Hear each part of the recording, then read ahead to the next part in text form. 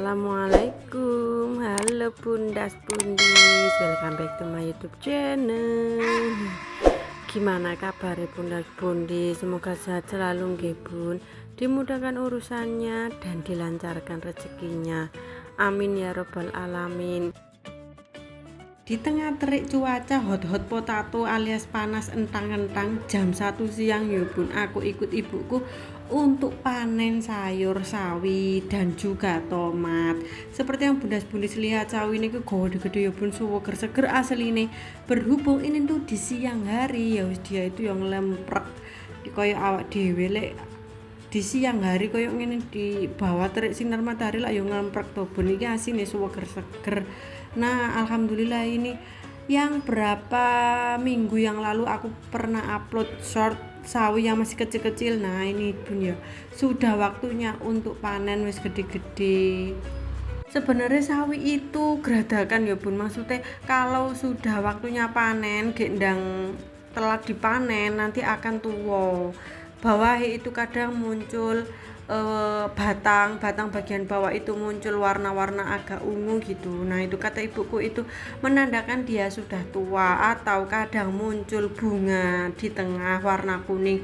Itu dia menandakan kalau sawinya sudah tua. Lalik tua ya malah harganya atau ketertarikan masyarakat untuk membeli tanaman sawi ini juga akan menurun. Jadi lek iso kalau sudah waktunya panen dan diambili lho kayak gini ya gede ngerembayak ya Bun ya wiju-wiju.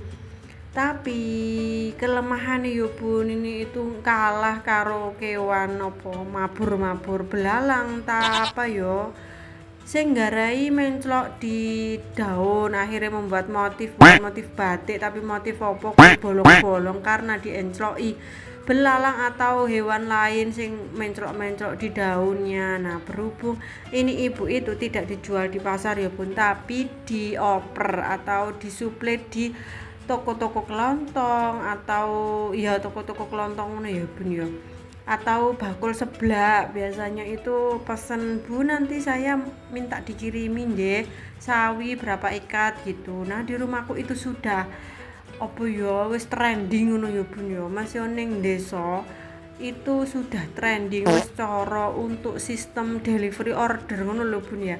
Jadi kalau sudah apa kuwi wis jadi langganan, kadang itu WA ngechat, Bu nanti nggak ada sawi nopo Bu, mangke jenengan kintun nggih, jenengan kirim berapa bendel atau berapa gendel gitu nggih Bu. Nah, untuk mengurangi adanya kekecewaan, jadi ibuku itu biasanya bilang, Bu ini sawi ini kondisinya itu bolong-bolong tapi enom Bu nggih, kondisinya itu enom muda tapi bolong-bolong karena diencloki belalang begitu nggih Bun, biar orangnya itu enggak kecewa.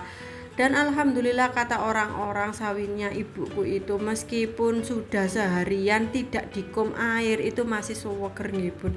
Entah kenapa kok kayak gitu, mungkin ya karena diramu tenanan ya maksudnya di pasar ya diramu tenan, tapi mungkin di pasar kan ya sudah oper dari mana kemana gitu ya Bun ya, wis suwe gitu kondisinya. Nah, kalau mau menjual sawi guys, salah. Sawi nggih bundas-bundis itu bawahnya itu dipotongi dulu kayak gitu, baru nanti dibendeli sesuai dengan ukurane. Nah, setelah dibendeli kemudian sambil menunggu pulang, kan ini enggak langsung pulang, ngambil manen tomat dulu itu dikum di air. Nah, kata ibuku triknya kayak penjual-penjual sayur itu supaya tidak mudah lemes sawinya. Ini kan dipanennya di siang hari, jadi dia itu apa yo alamat lemes ngono Bun yo, wedi moro lemes ngono, takut mudah lemes, jadinya direndam sama air dulu di bagian batang bawahnya dan juga dikepiok-kepiok air di bagian daunnya. Biasanya ini juga dilakukan oleh pedagang-pedagang sayur kelontong kayak gitu loh Bun yo, ben sawine itu awet seger.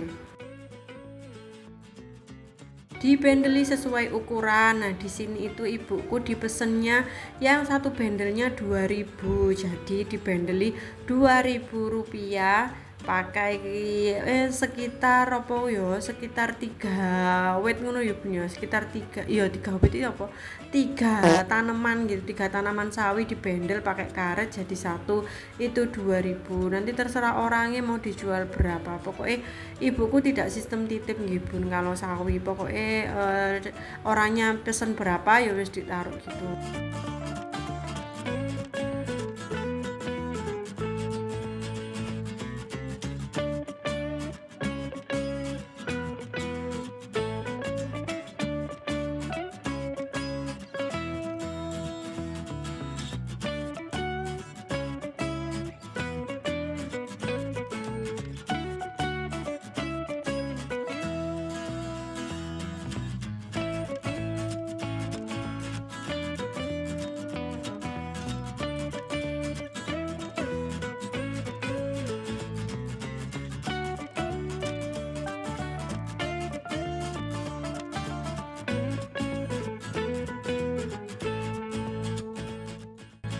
Kata ibu meskipun sawinya itu menjualnya nggak sampai gobok-gobok akeh ngono ya punya, tapi alhamdulillah kata istilahnya orang Jawa itu renes yo, sidik-sidik tetep alhamdulillah entuk bathi ngono ya bun yo, karena ternyata kalau dijual di pasar yo harganya akan lebih rendah ya bun ketimbang diecer di toko-toko kelontong atau pesanan dari bakul-bakul seblak kayak gitu. Nah, bunda-bundis tipe suka makan sayur sawi atau tipe suka masak sayur sawi atau mboten? Kalau aku sih enggak ya bun, kurang suka masak sayur sawi karena emang kurang bisa masak sayur sawi ya bun.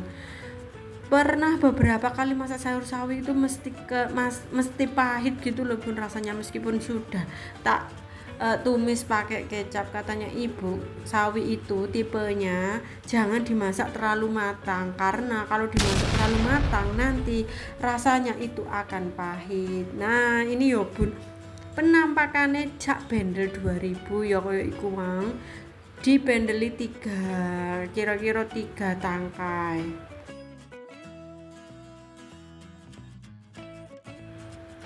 Kata ibuku mending sama-sama tanaman jabutnya antara sawi dan kangkung, katanya mending tandur sawi ya bun, karena kalau aku dulu juga pernah bantu ibu waktu panen kangkung ya iku jelimet tenan ya bun, dari menyiangi tanaman kangkung satu persatu kemudian dibuendelin jelimet satu persatu wakeh ngono bun yo, itu akan memakan waktu yang lebih lama dibandingkan sawi. Nah kali ini meskipun cuma 5 bendel tapi alhamdulillah cuwopet yo bun, dan setelah dibendeli baru dikopiok-kopiok air dan dikum air supaya tetap seger nanti waktu dioper atau disuplai di toko-toko kelontong atau di bakul seblak. Selanjutnya panen tomat, alhamdulillah masih bisa panen di tengah cuaca dan iklim sing tidak seperti dulu-dulu ya Bu. Nah sekarang itu kan bundas-bundus ya wis ngerti dhewe, saiki ku wayahe ketiga wae musim kemarau tapi ya sering hujan. Alhamdulillah tetap kita syukuri karena hujan pun ya mesti membawa rahmat, membawa rezeki ya Bun. Tapi untuk petani kadang ya sambat nggih Bun. Lah karena kalau musimnya itu tidak jelas, iklimnya itu kadang setelah malam subuh gitu hujan deres, habis itu jam 9 sampai jam 1 jam 2 gitu panas tang hot potato, itulah yang menyebabkan tanaman itu rentan terkena penyakit, rentan terkena hama ya Bun, terutama tanaman tomat ini kalau musim hujan itu dia apa ya mudah terserang hamae koyok kewan apa lalat buah. Nah biasanya kalau musim hujan itu usume lalat buah, petani gagal panen gara-gara lalat buah itu mencelok di tomatnya. Setelah itu kayak apa ya menyedot gitu loh Bun, selain menyedot dia itu apa ya meninggalkan sesuatu di dalam tomatnya sehingga luarnya itu tampak baik-baik saja, luarnya tampak seger, ternyata dalamnya itu banyak kotoran dari apa itu mau lalat sehingga menyebabkan kebusukan kalau dibuka. Lah kayak ngono kan yo malah ngeprank yo Bun yo, ketoke wapi tapi jero nih welek nggarai dikomplain orang. Nah kalau musim kemarau itu biasanya kayak gini, itu terlihat yo Bun yo terlihat di layar yo Bun, kayak gitu. Daunnya itu muncul coklat-coklat bercak-bercak. Katanya bapakku sih ini namanya hama trip yo. Solusi nih asli ini itu diguntingi. Hama trip ini katanya dari bapakku, dari hasil mengamati yo bun yo nggak ngerti ya, yo nggak punya basic pertanian secara nyel, tapi dari hasil mengamati, kalau diamati penyakit trip atau apa ngene iki kutu daun atau apa nggak tahu, pokoknya daunnya itu coklat-coklat kayak gini bun, itu dimulai dari tanah. Nah dimulai dari bawah toh otomatis coklat-coklatnya. Oleh sebab itu solusi nih itu dipotongi daun-daun yang terkena terkena coklat-coklat daun ini dari bawah, dipotong, digunting. Setelah digunting, hasil dari guntingan itu tadi ojo dibiarkan di situ, tapi harus diambili dan dibuang jauh dari tomatnya, karena dia hamanya nanti bisa kembali lagi ke tomat dan menyerang daun di atasnya. Tapi kekuatan manusia ini masih kalah yo bun karo kekuatan hama dan apa penyakit tanaman ini. Jadi masih yo dipotongi yo kaya apa cepete tetep kalah karo cepetnya perpindahan dari penyakit tomat ini, sehingga dia ikut cepet coklat sampai ke pucuk ke atas, sehingga lama kelamaan yo kabeh daunnya akan berwarna coklat. Akibatnya apa? Akibatnya lama kelamaan tanaman tomat akan mati garing ngono lho yo bun yo. Kemungkinan yo dari hasil aku baca, kalau karena hama trip, kalau ini benar karena hama trip, itu ternyata sistem kerja dari hama trip itu dia akan menyedot atau mengambil sari-sari makanan di daun, sehingga daun itu akan gagal untuk fotosintesis loh. Wis daun gagal untuk fotosintesis ya wis nggak iso urip ya bun, masih akare tetap berjuang untuk menyerap air dan unsur hara ke dalam daun ya, tetap nggak bisa fotosintesis ya, akhirnya mati, nggak bisa bertahan hidup. Ya wis itulah ya bun, lika-liku pertanian pertanian tomat. Nah ini itu tipe tomat merek Servo yo bun. Jadi kalau dari yo ini hasilnya yo bukan nggak punya basic pertanian secara nyel yo bun, tapi dari hasil mengamati. Nah kalau makai bibit tomat Servo itu katanya tomatnya itu berisi gitu loh bun. Jadi 1 kilo pun itu isinya nggak terlalu banyak, karena dia berisi airnya pun banyak di dalamnya, sehingga banyak petani yang pakai merek jenis merek tomat ini. Nah gitu, seperti bundas-bundis, lihat yo bun, itu meskipun bawah itu dipasang apa yo aku lupa namanya, itu loh bun yang plastik di bawah, ya apa yo lupa aku namanya lupa bun namanya. Nah itu tujuannya itu ya tadi bentak penyakit dan hama-hama tanaman itu tidak mudah ke atas gitu loh. Tapi ya tetap sama saja, tetap kalah sama pergerakan dari kecepatan hama untuk bergerak ke atas. Yo nggak apa-apa, tetap disyukuri, tetap diusahakan piye caranya tomatnya tetap tumbuh, tetap bisa panen di tengah kondisi iklim yang tidak menentu ini. Selain itu yo tetap dibantu sama nyemprot hama yo bun, meskipun pakai pestisida.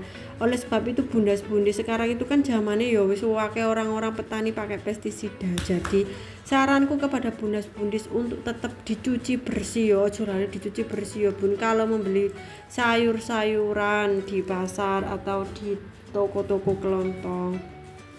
Ya beginilah lika-liku pertanian tomat. Selain berjibaku dengan dengan hama dan dengan tanaman tomat, petani juga kudu sigap untuk menali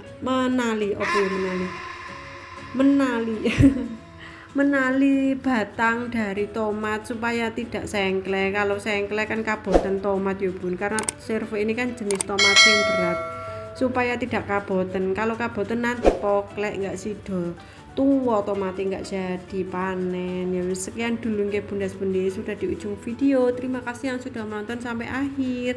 Wassalamualaikum warahmatullahi wabarakatuh. See you on my next video.